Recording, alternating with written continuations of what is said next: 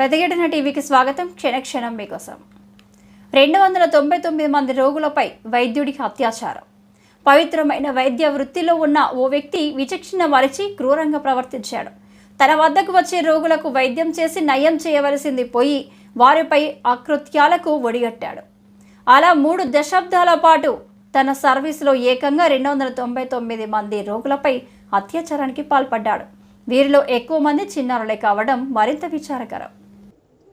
France దేశంలో ఆలస్యంగా వెలుగులోకి వచ్చిన ఈ అత్యంత దారుణమైన ఘటనపై పూర్తి వివరాలు ఈ విధంగా ఉన్నాయి. ఫ్రాన్స్లోని బ్రిటానీ అనే ప్రాంతంలో 74 ఏళ్ల జోయెల్ లీ స్కౌర్నెక్ అనే వైద్యుడు గతంలో ఓ ఆసుపత్రిలో సర్జన్గా పనిచేసేవాడు. 1989 నుంచి 2014 మధ్య అతడి వద్దకు వచ్చే రోగులపై లైంగిక దాడి చేశాడు. వారు మత్తులో ఉండగా ఈ దారుణానికి పాల్పడేవాడు. అయితే జోయెల్ నిజ స్వరూపం మాత్రం 2017లో బయటపడింది.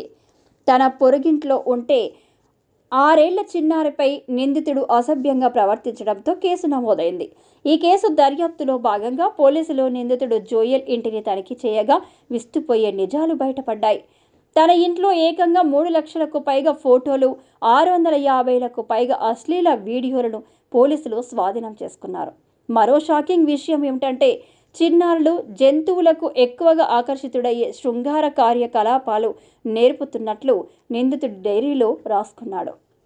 అంతేకాదు ఎవరెవరిపై ఎలా లైంగిక దాడి జరిపాడో వంటి విషయాలను ఎప్పటికప్పుడు నోట్ చేసుకోవడాన్ని గుర్తించి పోలీసులు అధికారులు సైతం నిర్ఘాంతపోయారు.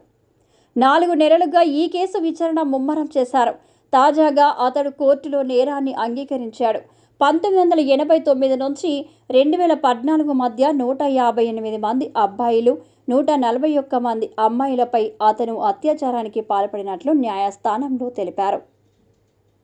వీరిలో అత్యధికులు చిన్నారులేనని పేర్కొన్నాడు. నేను చాలా ఘోరమైన పనులు చేశా, నా చర్యలకు పూర్తి బాధ్యత వహిస్తున్నా అని జోయెల్ తెలిపారు.